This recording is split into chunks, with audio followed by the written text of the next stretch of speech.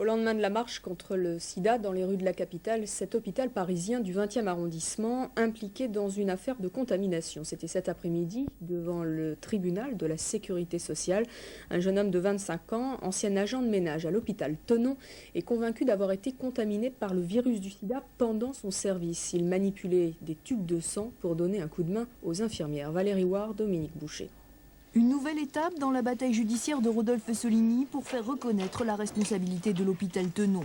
En septembre 92, cet hôpital de l'assistance publique l'engage en contrat emploi solidarité comme simple homme de ménage. Le 1er septembre, quand j'ai commencé à travailler à l'hôpital, je me suis vite retrouvé à manipuler des tubes de sang.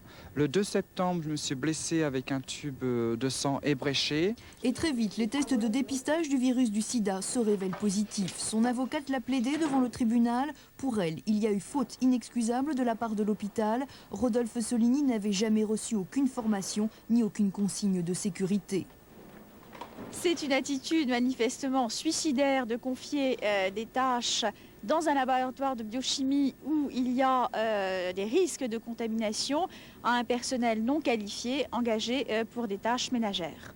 Aujourd'hui, Rodolphe Soligny réclame la nomination d'un expert. Il entend ensuite demander 2 millions de francs de dommages et intérêts à l'hôpital si la faute inexcusable est reconnue. Le tribunal rendra sa décision le 4 juillet prochain.